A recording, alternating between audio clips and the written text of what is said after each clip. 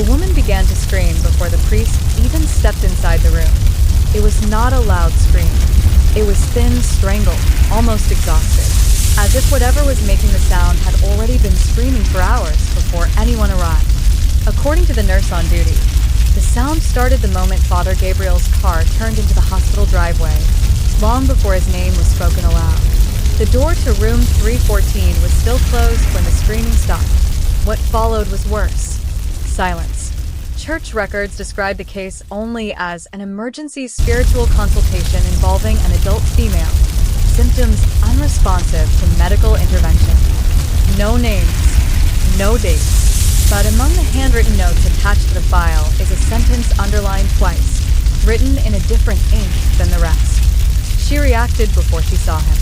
The woman's name, for the sake of documentation, was recorded as Anna K. She was 34 years old. No history of psychosis. No drug use. No criminal record. She had been admitted 3 days earlier after collapsing in her apartment building's stairwell. Witnesses reported she had been speaking to someone who was not there, whispering urgently, as if answering questions no one else could hear. At first, doctors believed it was exhaustion, then dehydration, then a seizure disorder. When none of the tests supported those conclusions, psychiatry was consulted. The psychiatrist noted that Anna was cooperative, lucid, and frightened, but not delusional. She knew where she was. She knew the date. She knew her own name. She also insisted that something was standing behind the doctor while he spoke to her. By the second night, Anna refused to sleep. She sat upright in bed, eyes fixed on the corner of the ceiling, tracking movements that did not exist. Nurses reported that she flinched when prayers were spoken quietly outside the room. One nurse, who wore a small cross necklace, was asked to remove it after Anna began shaking violently whenever she came near. At 2:17 a.m. on the third night, Anna spoke a sentence that changed the direction of her care. "I don't want him to come," she said calmly. "He lies better than the others." When asked who she meant, Anna closed her eyes and whispered, "The priest with the broken hands." No priest had been mentioned. The hospital chaplain on duty was not Father Gabriel. He was an elderly man with mild hearing loss who had been serving that hospital for over a decade. He had never met Anna before. When he entered the room, she did not react. She barely acknowledged him. But when Father Gabriel's name was suggested later that morning, only as a possible referral, nothing more, Anna's heart rate spiked so suddenly that alarms sounded throughout the ward. She screamed again. That was when the hospital administration made the call they did not want to make. The official reason was patient request for spiritual counsel. Unofficially, several staff members had already refused to enter room 314 alone. Father Gabriel arrived just after sunset. He was not an exorcist by title. He had never formally requested the rite. His work was administrative, academic. He taught theology. He reviewed church documents. He had spent the last 5 years quietly petitioning for a transfer out of parish work altogether. Witnesses later described his demeanor as calm but distant. He asked few questions. He carried no ritual items with him. No holy water, no stole, no book of rites. According to his own written statement, he did not believe an exorcism would be necessary. He believed the woman was suffering. The hallway outside room 314 smelled faintly of disinfectant and something else, metallic, sour. A nurse later wrote that she thought it smelled like old blood, though no blood had been spilled. When Father Gabriel reached the door, he paused. Inside the room, Anna was silent again. He placed his hand on the handle. Before he turned it, Anna spoke. "You're late," she said. The nurse standing beside him froze. Father Gabriel did not respond. He opened the door and stepped inside. Anna was sitting upright on the bed, her wrists loosely restrained with soft medical straps. Her hair was damp with sweat, clinging to her face and neck. Her eyes were open and focused directly on him. Not on the nurse, not on the door, on him. She smiled. Father Gabriel would later insist that the smile was the most unsettling part. It was not wide or unnatural. It did not bear teeth. It was small, knowing, and entirely out of place on a woman who had not smiled once since admission. "Father Gabriel," Anna said. He stopped walking. The nurse glanced down at her chart. The name badge clipped to Father Gabriel's jacket was turned inward. He had not introduced himself. No one had spoken his name inside the room. "How do you know my name?" he asked. Anna tilted her head slightly, as if listening to someone standing beside him. "You never liked that question," she replied. The nurse left the room without being told to. The door closed softly behind her. According to hospital security footage, Father Gabriel remained inside room 314 for 46 minutes. No audio was recorded. What is known comes from his handwritten statement, written later that night, and from the fragmented notes he added in the days that followed. He wrote that Anna spoke normally at first. Her voice was weak, but steady. She answered questions about her childhood, her work, her health. She remembered collapsing in the stairwell. She remembered waking in the hospital. Then, without warning, she asked him a question. "Do you still wake up at 4 in the morning?" Father Gabriel felt a tightening in his chest. He asked her what she meant. 4 in the morning, Anna repeated. "When your hands ache and you think it's punishment. When you pray with your eyes open because you're afraid to close them." He stood up. Anna watched him closely. "I don't want to hurt you," she said, "but you should not have come." Father Gabriel attempted to redirect the conversation. He asked about her fear, about what she believed was happening to her. She answered patiently, as if indulging a child. "It lives in the things you don't say out loud," she said. "It listens when you pretend not to hear it." He asked her what it was. Anna's smile returned. "You already know." Father Gabriel wrote that he felt an overwhelming urge to leave the room. Not panic, not terror, guilt. A sensation he described as being seen without permission. He prayed silently. Anna's head snapped to the side. "Don't," she said sharply. The lights in the room flickered. Hospital maintenance later confirmed that no electrical issues were reported on that floor at that time. Father Gabriel sat back down. "I am here to help you," he said. Anna leaned forward, straining against the restraints. Her voice dropped to a whisper. "Then tell them about the boy," she said. Father Gabriel's breath caught. No one else in the room moved. No one else spoke. "There was no boy," he said. Anna's eyes darkened. "That's not what you said in the confession booth," she replied. The temperature in the room dropped noticeably. Father Gabriel noted that his hands began to shake uncontrollably. He tucked them into his sleeves. "Who told you that?" he asked. Anna closed her eyes. "We were there," she said.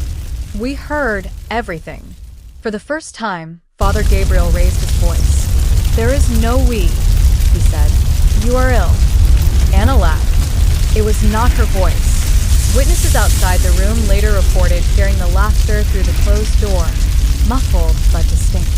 One nurse described it as layered, as if more than one person was laughing slightly out of sync. Anna opened her eyes again. "You promised God you would never say his name," she said softly. "But you think about him every day." Father Gabriel stood abruptly, knocking his chair backward. "Stop," he said.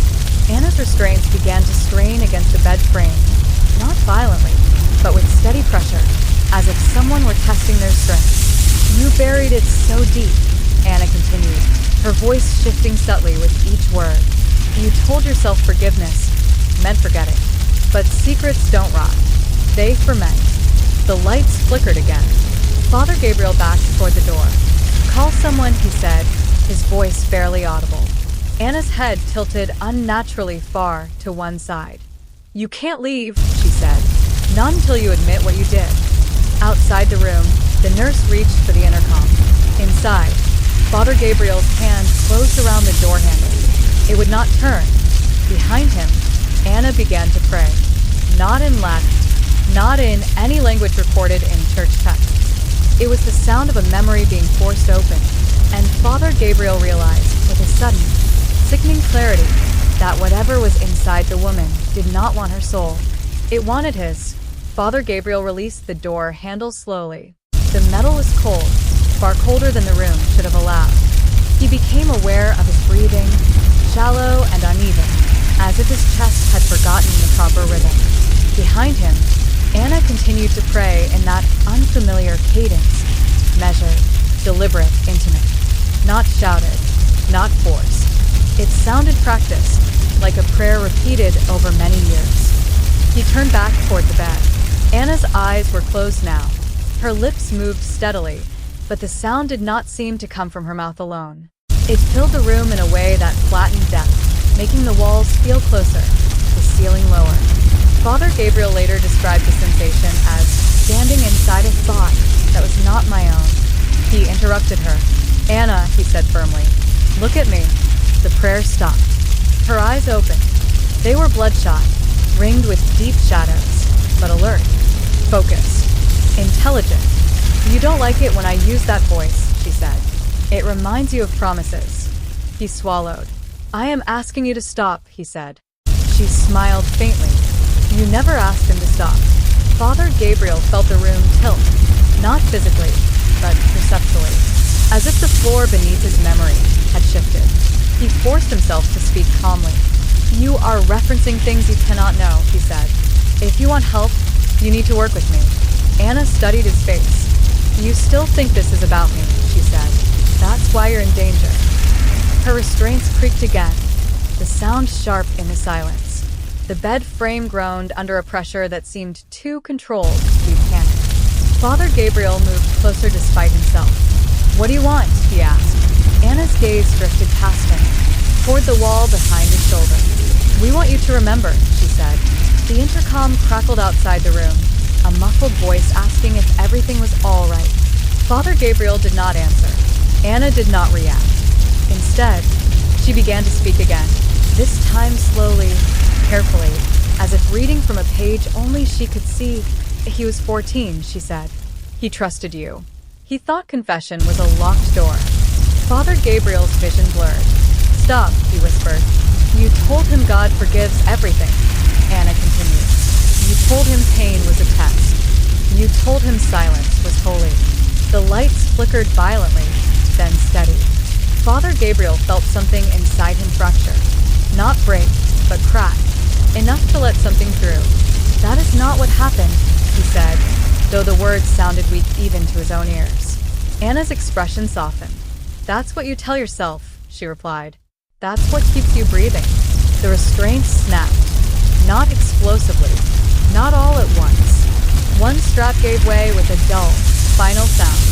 Anna's right hand lifted slowly from the bed. Outside the room, alarms began to sound. Father Gabriel stepped back, his heart pounding so hard it hurt. "Anna," he said, his voice breaking, "please." Her freed hand rested on the mattress, fingers curling gently into the sheet. She did not lunge. She did not thrash. Her calm was far more terrifying than violence. "We don't need her body," she said. "We only need you to listen." Father Gabriel reached into his jacket pocket with shaking fingers. He had not brought holy water. He had not brought a ritual book. But he had brought one thing, a small, worn rosary he carried more out of habit than faith. He wrapped it around his fingers. Anna watched with mild curiosity. "That never helped you before," she said. He began to pray aloud. Not formally, not from memory, just words. Broken, urgent words shaped by fear and regret. The temperature in the room dropped further. His breath fogged faintly in front of him. Anna's head snapped upright. "No," she said sharply. Her voice shifted again, lower, heavier, layered with something ancient and patient. "That name does not belong to you anymore." The remaining restraint tore free. Anna swung her legs over the side of the bed and stood. Hospital staff would later swear that the floor did not creak beneath her weight, that she seemed almost suspended, her movements too smooth, too precise. Father Gabriel backed away until his shoulders met the wall. "You think confession erased it," Anna said, stepping closer. "You think years of service balance the scale." She stopped inches from him. "But some sins echo," she whispered. "Some souls answer." The rosary slipped from his fingers and hit the floor. In that moment, Father Gabriel understood something he had avoided for decades. This was not temptation. This was reckoning. Anna raised her hand, not to strike, but to point. Her finger hovered just above his chest. "It started the night you convinced yourself it was mercy," she said. "That's when we heard you." Her fingertip pressed lightly against him. The world seemed to fold inward. Father Gabriel was no longer in the hospital room. He was 14 again, and oh, he was older, standing in the dim light of a parish hallway, smelling incense and old wood, hearing a boy cry softly on the other side of a thin wooden door. He tried to pull away. He couldn't move. "You don't get to look away," Anna's voice echoed, now everywhere and nowhere. "You invited us when you chose yourself over truth." The vision intensified, memories he had buried resurfacing with brutal clarity. His own voice, his own justifications. The moment he decided silence was easier than consequence. He screamed. Outside room 314, security arrived with restraints and sedatives. The door would not open. The handle refused to turn, as if welded shut. Inside, Anna stepped back.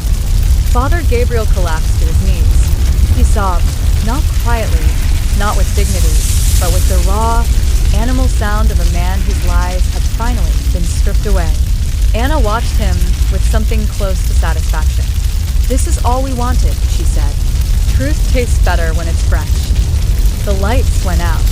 Total darkness. In the pitch black, Father Gabriel felt a presence lean close to his ear. Not Anna. Something vast. Patient. Amused. "You were never meant to save her," he whispered. "You were meant to confess." The lights snapped back on. Anna was on the floor, unconscious, her body slack and ordinary once more. The restraints lay torn beside the bed. The room was freezing. The door opened at last. Staff rushed in. Father Gabriel remained on his knees, staring at his hands, as if seeing them for the first time. Blood seeped slowly from his palms, forming perfect, circular wounds where his nails had bitten deep. He did not look up when the nurse touched his shoulder. He only said one thing, over and over, in a flat, hollow voice. "I remember." Hours later, Anna would wake with no memory of what occurred inside room 314. Father Gabriel would be found in the hospital chapel before dawn, kneeling alone in the dark. And for the first time in his life, he asked not for forgiveness, but for judgment. Father Gabriel remained in the chapel long after morning light filtered through the stained glass. No one disturbed him at first. Hospital staff assumed he was praying, that whatever had occurred in room 314 had shaken him deeply, but not dangerously. It was not uncommon for clergy to seek solitude after traumatic encounters. What unsettled those who later passed by was not his posture, or the stillness of his body. It was his voice. He was speaking, not praying, confessing. Witnesses reported that his words were steady and methodical, as if reciting from a prepared statement. He spoke aloud to an empty chapel, naming dates, locations, and details no one else present could understand. He did not raise his voice. He did not weep. He spoke as though the weight of secrecy had finally become heavier than the fear of exposure. At 6:42 a.m., a hospital chaplain approached him. Father Gabriel did not acknowledge the man's presence. He did not look up. He continued speaking. When the chaplain finally touched his shoulder, Father Gabriel stopped mid-sentence. Slowly, he turned his head. His eyes were bloodshot, but clear. "You should write this down," he said calmly. "They will ask you later why you didn't." The chaplain stepped back. Church officials arrived before noon. The official report states that Father Gabriel suffered an acute psychological episode following an intense pastoral encounter. He was placed on immediate leave and transferred to a private facility for evaluation. No criminal investigation was announced. No public statement was made. Anna was discharged 2 days later. Her recovery was described as remarkable. No further seizures. No hallucinations. No signs of dissociation. She declined psychiatric follow-up. She told staff she felt empty, but peaceful, as if something had been removed rather than added. Before leaving, she asked one question. "Is he still here?" When told that Father Gabriel had been transferred, she nodded once. "Good," she said. "It doesn't like witnesses." No one asked who it was. Father Gabriel's evaluation records are sealed. What little is known comes from secondary notes and a single letter he wrote 3 weeks later, addressed to the Diocesan Review Board. The letter was never mailed. It was found folded neatly beneath a loose floorboard in his room. In it, he did not deny anything. He did not defend himself.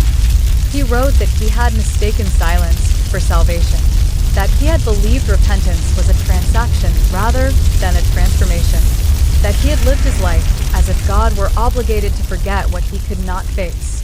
One line was underlined. Something heard me when I chose myself.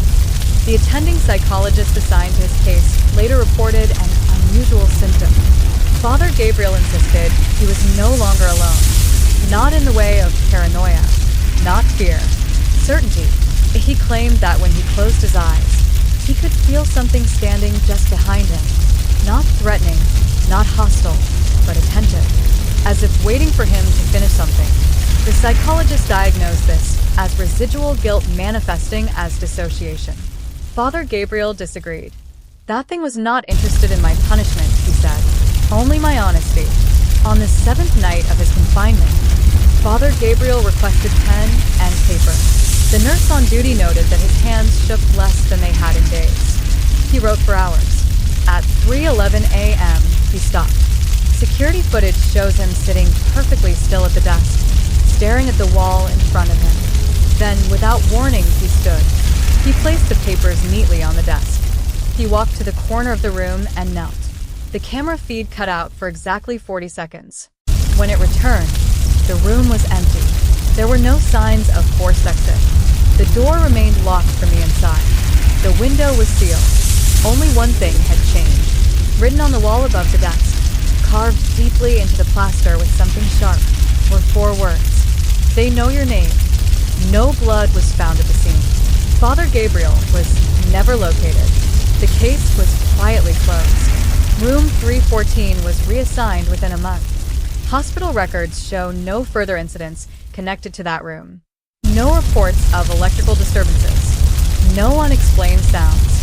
But over the next several years, 3 separate priests, each with histories of sealed confessions involving minors, would request sudden transfers after visiting that hospital for unrelated pastoral duties. All 3 later reported severe insomnia. All 3 described waking at precisely 4 in the morning. All 3 refused to elaborate further. As for Anna, she moved out of the city within 6 months. She changed her name. She cut contact with everyone she had known.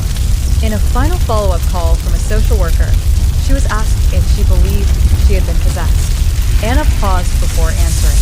I think something borrowed me, she said, just long enough. When asked what she meant, she replied quietly, some truths don't come from heaven or hell. They come from the dark places we build to hide them. She ended the call. According to church records, the incident remains classified as a medical anomaly with no spiritual determination.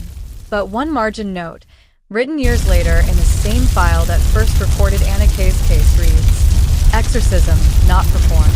Confession completed. No signature followed. Only a fingerprint.